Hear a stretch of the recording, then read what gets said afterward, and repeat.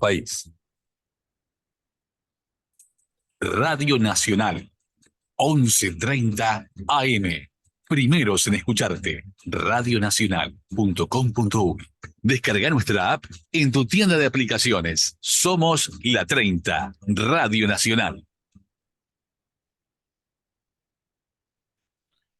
Formando una día. ciudadanía libre y democrática.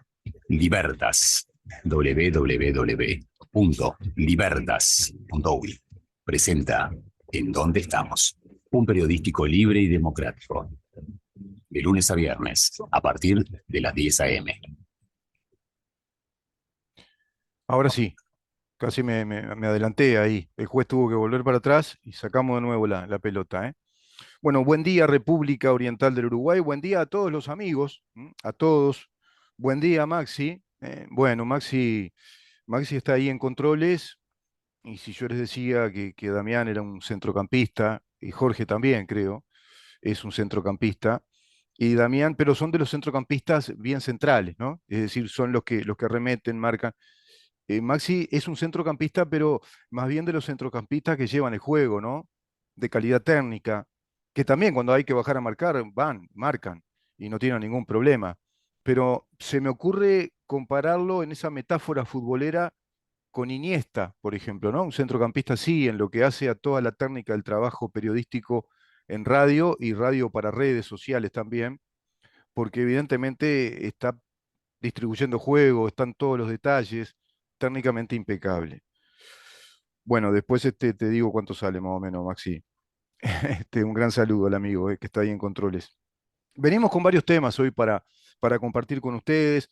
Bueno, notas que creo yo van a ser de impacto realmente con la doctora Grisel Pereira en materia de Estado, laicidad y laicismo, que no es lo mismo, ¿no? Laicismo y laicidad no son exactamente lo mismo. El Estado uruguayo no es un Estado ateo y dogmático, pero así lo convirtieron. Hablamos con la doctora de ese tema, de la aberrante ideología instalada en nuestro sistema educativo, como es la ideología, una ideología, la LGBT, que está instalada como la única versión, la única propuesta, entre comillas, científica de educación sexual a nuestros niños, ya en la escuela, a los preescolares incluso, y atravesando el liceo. Así en otros aspectos también hay contenidos totalmente marxistas, neomarxistas, como la interpretación de la historia. Ni que hablar que se interpreta la historia para los chiquilines como una disrupción de las instituciones desde el año 68 en adelante, y que, bueno, unos revolucionarios, héroes, trataron de sacar adelante el país cuando todo eso es mentira, no fue así. Era una guerra fría y en esa guerra fría un grupo armado, MLN Tupamaros y otros grupos armados, fueron por esa vía para tirar abajo las instituciones democráticas, republicanas, nuestra constitución, el Estado de Derecho, e instalar un Estado socialista, marxista, leninista. En esa Guerra Fría, evidentemente apadrinados, solventados, instruidos por la Unión Soviética y Cuba, y Cuba. Y todo eso con una fuerte organización de un ejército trabajando en la clandestinidad del Partido Comunista de Uruguay. Lo cierto es que esta gente le ganó la partida política al sistema político uruguayo. Prácticamente ya las consultoras dan la crónica de una muerte de este gobierno anunciada, donde se indica que prácticamente el Frente Amplio será el próximo gobierno, seguramente lo será Orsi, parecería. Las consultoras van dando eso, en un ratito vamos a dar las cifras.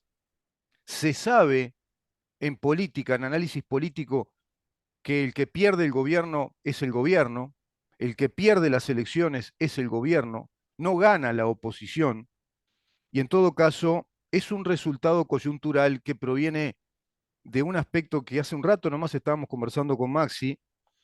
Sería digno de dar al aire todo lo que estábamos conversando, Maxi, contigo. Proviene de un aspecto estructural, de una estrategia que la izquierda marxista, inclusive ya hacia el socialismo marxista o marxista-leninista, hoy socialismo del siglo XXI, Foro de San Pablo, que es la nueva versión, es el socialismo de Venezuela, el socialismo que patrocina Cuba, el socialismo hacia el que va Ignacio Lula da Silva, los países como Bolivia, Colombia, Chile con el régimen de Boric, que de pronto podrán alternar, caerse a pedazos países grandes cuando la población experimenta ya ahí en la cercanía el terror de la pobreza y el hambre. Eso que ellos dicen en esa estrategia de la transposición, ellos te dicen lo que ellos son, eso es la transposición, la estrategia que ellos instalaron hace tiempo, que en Uruguay hay hambre, que es el hambre, que este gobierno no tiene rumbo económico, que no tiene rumbo político. Eso lo instala COSE, por ejemplo, Carolina COSE, cuando ella en verdad es la versión más disparatada y cruda del desorden económico, financiero, político, ¿no? Un desastre. No quiere decir que este gobierno tenga un gran orden y una gran orientación, porque no lo es. Yo estoy mirando acá esta noticia que se publica en El País respecto a la ronda salarial. Esta última ronda salarial, el gobierno plantea cambios en la ponderación de incrementos para el 2024. El ministro Pablo Mieres explicó que ya transmitió a las distintas cámaras empresariales que habría una variación en la distribución de los ajustes por inflación. Bueno, ronda salarial, el gobierno plantea cambios de ponderación, incrementos para el 2024 para recibir notificaciones cuando se publiquen nuevos artículos sobre ronda salarial. En las mesas de negociación, los empresarios y trabajadores podrán acordar lo que les parezca. Mirá vos, dijo Mieres. El ministro de Trabajo, Pablo Mieres, anunció el viernes 14 en el Consejo Superior Tripartito que habría una modificación de la ponderación del ajuste salarial por inflación proyectada para los 2 semestres de 2024 y el primer semestre de 2025. Por ejemplo, si la inflación proyectada para el 2024 es de un 10%, en lugar de otorgar un 5% en el primer semestre y otro 5% en el segundo, el gobierno incrementa el ajuste en los primeros 6 meses.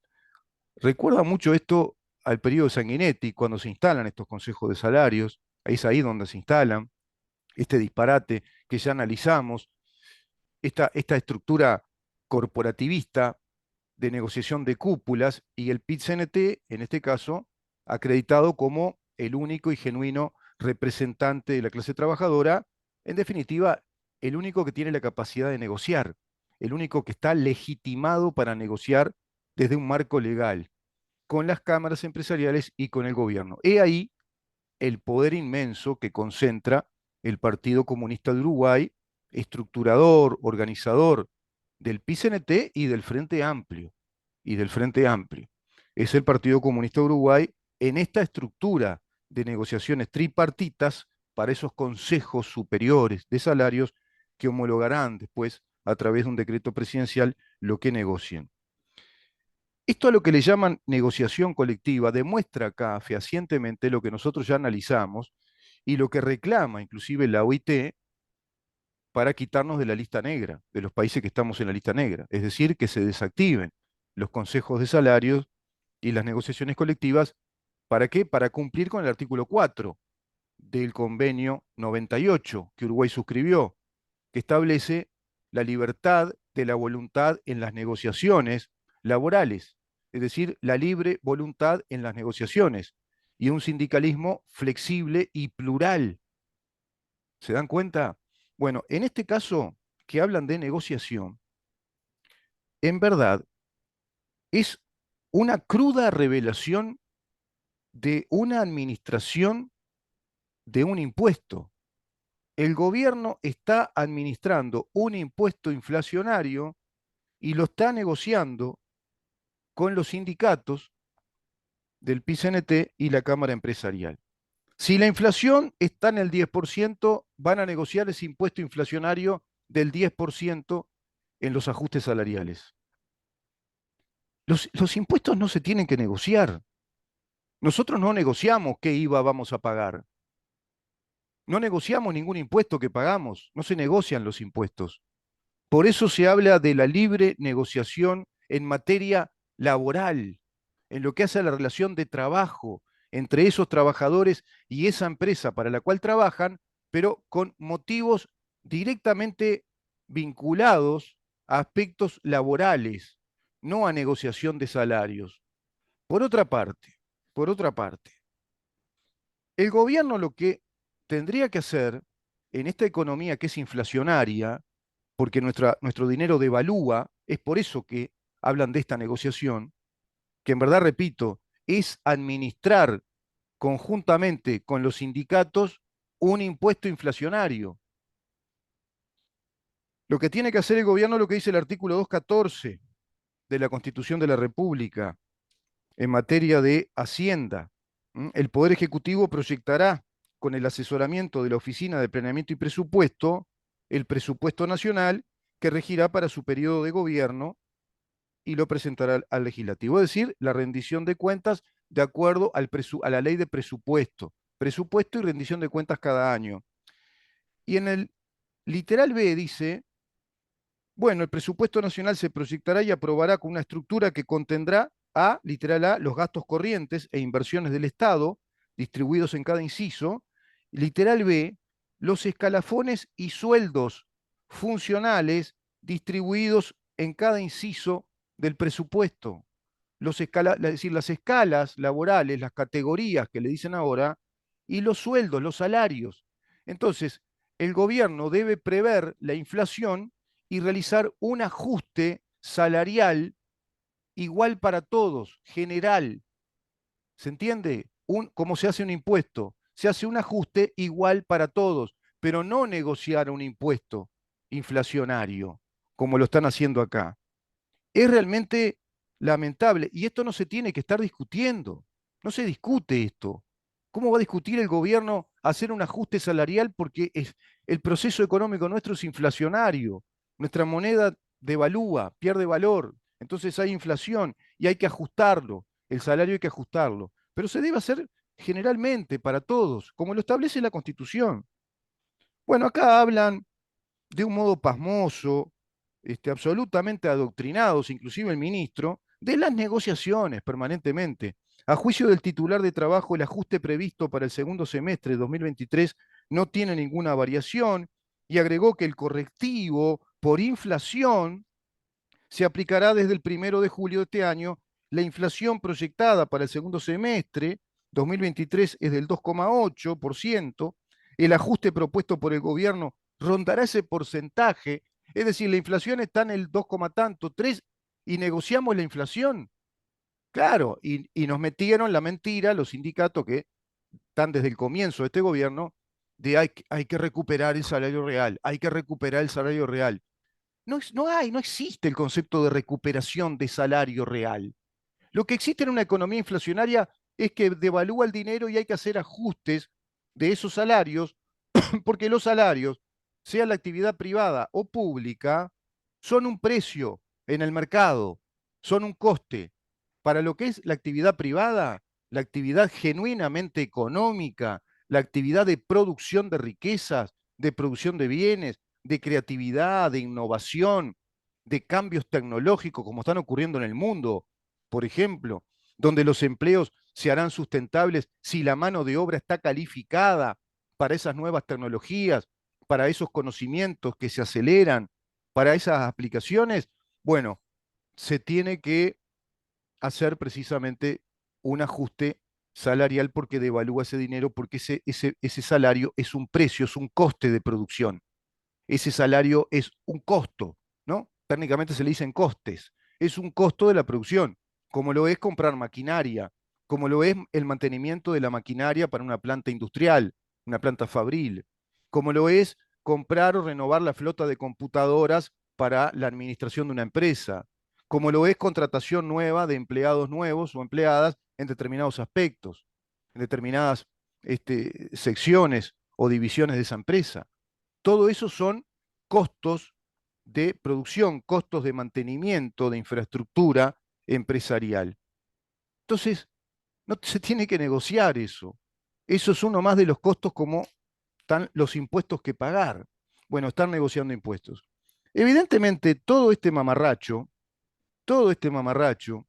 que este gobierno no desactivó, sino que por el contrario, naturaliza, profundizó, como los planes educativos con contenidos neomarxistas, este sistema colectivista corporativo de consejos de salarios y negociaciones colectivas, incluso con la última queja de la OIT, diciéndole a nuestro gobierno que estábamos en la lista negra y seguimos en la lista negra, y negro es el panorama.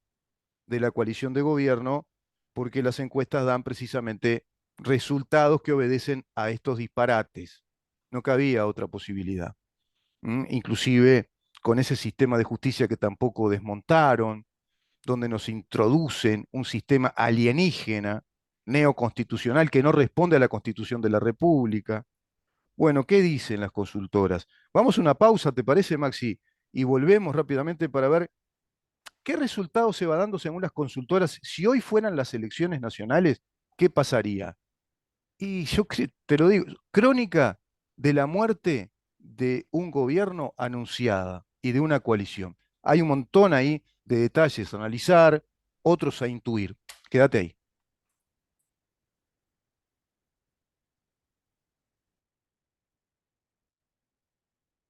¿En dónde estamos? Es una producción de Organización Libertas, www.libertas.uy, una puesta al aire de CX30.